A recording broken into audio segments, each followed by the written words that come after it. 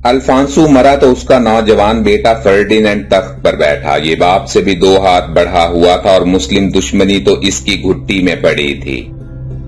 اس نے تخت پر بیٹھتے ہی سرحدوں پر حملے شروع کر دیے، کبھی کسی طرف سے بڑھ جاتا، کبھی کسی طرف سے چڑھ آتا۔ مسلمان حکمران آپس میں لڑ رہے تھے۔ ابو علی ادریس اور یحییٰ بن نصر میں ٹھنی ہوئی تھی۔ باہمی لڑائیوں کا سلسلہ جاری تھا کہ فرڈینینڈ نے ایک بڑی فوج ساتھ لی، موقع سے فائدہ اٹھایا، حالات کو سود مند پایا، جیان پر چڑھ آیا اور محاصرہ کر کے بیٹھ گیا۔ شہر کے ارد گرد باغات جلائے، کھیت اجاڑے، مضاف شہر میں تباہی کے الاؤ روشن کیے اور جیان کی فضا کو دھواں دھار کر دیا۔ علی ادریس یہ سب کچھ سن رہے تھے، مگر یحییٰ بن نصر سے نپٹے بغیر کچھ نہ کر سکتے تھے۔ انہوں نے خدا سے دعائیں مانگی، رو رو کر التجا کی کہ یحییٰ کی بلا ٹل جائے۔ آخر خدا نے ان کی دعا سن لی۔ یحییٰ کو شکست ہوئی اور وہ بھاگ کر پہاڑوں میں چھپ گیا۔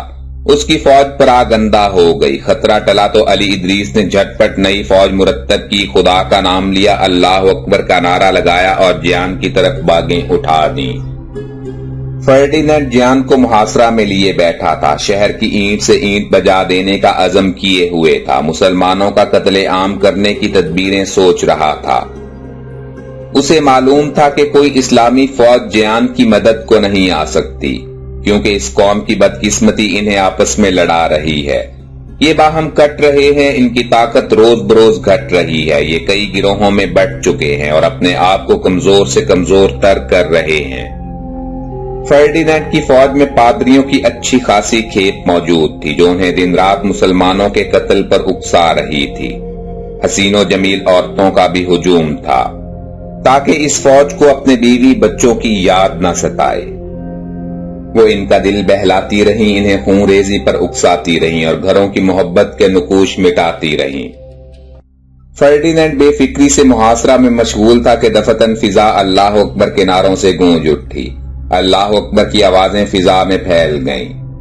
وہ سوچنے لگا، یہ کہاں سے آدم کے آسمان سے اتر آئے یا زمین سے اگل پڑے۔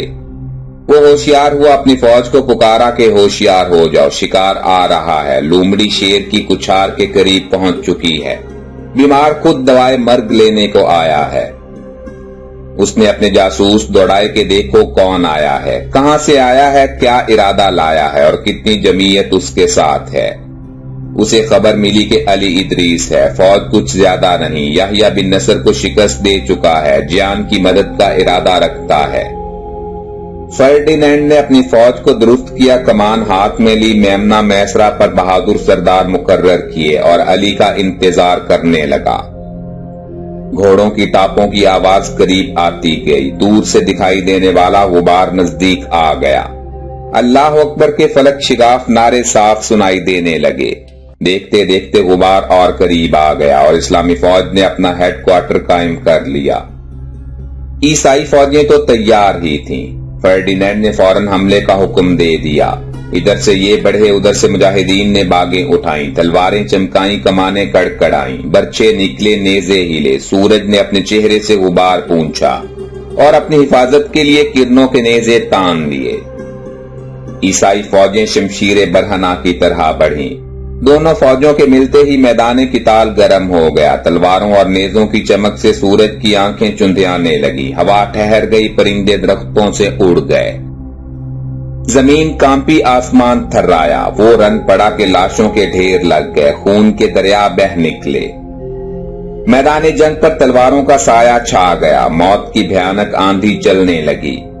علی ادریس تلوار علم کیے گھوڑے پر سوار تھا، شیر کی طرح غراتا بڑھتا، دشمنوں کو کاٹتا گراتا، ایک سرے سے دوسرے سرے تک نکل جاتا۔ اس کی تیغ زنی مجاہدین کے دل بڑھاتی اور عیسائیوں کے حوصلے بجھاتی گئی۔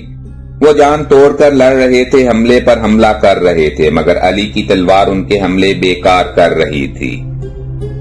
عیسائی مرنے مارنے پر تیار بیٹھے تھے، مجاہدین بھی نعرے پر نعرہ لگاتے تھے، بڑھتے تھے، ہٹتے تھے اور پھر شیروں کی طرح آ پڑتے تھے۔ یہ نظارہ اگرچہ خوفناک تھا اور اس کا نتیجہ ہولناک تھا، مگر سورج اسے سارا دن دیکھتا رہا۔ اس کی آنکھوں میں زمین کا غبار آنکھ میں کاجل معلوم ہوتا تھا، شام ہو گئی مگر لڑائی کا زور نہ ٹوٹا، عیسائی کٹتے تھے مگر پیچھے نہ ہٹتے تھے۔ علی سے رہا نہ گیا، اس نے اپنے دستہ خاص کو پکارا، زور کا ایک نعرہ لگایا، اپنا گھوڑا آگے بڑھایا، تلوار سے راستہ بناتا، دشمنوں کو ہٹاتا، مارتا گراتا، اس طرح بڑھا کہ دشمن کی صفیں ٹوٹ گئیں۔ فرڈینینڈ نے بہت کوشش کی مگر بگڑی بات نہ بنی، اندھیرا پڑ رہا تھا، روشنی سمٹ چکی تھی، صفیں درست ہونا آسان نہیں تھا۔ ادھر مسلمانوں کے حملوں میں شدت آ رہی تھی، وہ اپنے بھائیوں کا انتقام لینے پر تل گئے تھے۔ وہ عیسائی ظالموں کا خون گرانا نہیں، پی جانا چاہتے تھے۔ وہ اندھیرے میں تلواریں چلاتے، اللہ اکبر کے نعرے لگاتے، بڑھتے، مارتے، کاٹتے، بڑھے ہی جاتے تھے۔ علی کے دستہ خاص نے عیسائیوں میں قیامت برپا کر دی۔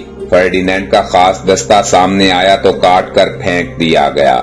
بڑے بڑے جوان اور بہادر عیسائی کٹے پڑے تھے۔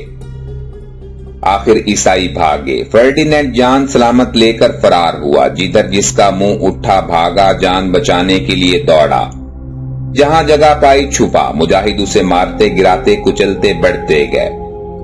ہر طرف عیسائیوں کی لاشیں بکھر گئیں، میدان، راستے، شاہراہیں، جنگل لاشوں کا ڈھیر بن گئے۔ عیسائیوں کی ساری دولت، سارے اموال، ساری غنیمتیں میدان میں پڑی رہ گئیں اور بھاگنے والے صرف اپنی جانیں بچا کر بھاگ سکے۔ علی نے دشمن کو وہ شکست دی کہ غیرت مند ہوتا تو چلو بھر پانی میں ڈوب مرتا۔ اندلس کی سرحدیں دشمن کی لاشوں سے بھری پڑی تھی اور ان کا کوئی پرسان حال نہ تھا۔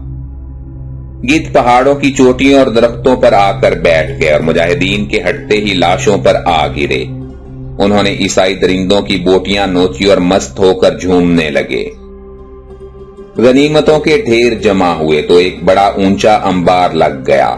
علی نے مجاہدین کے ساتھ نماز شکر ادا کی، شہداء پر نماز پڑھی اور انہیں دفن کر کے واپس لوٹ آیا۔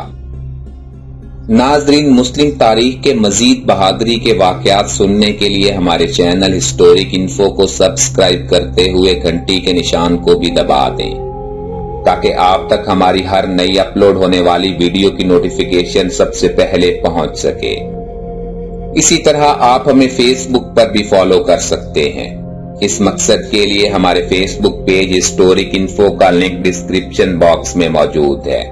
زندگی رہی تو جلد ہی دوبارہ ملاقات ہوگی۔ اپنا بھرپور خیال رکھیے گا۔ اللہ حافظ۔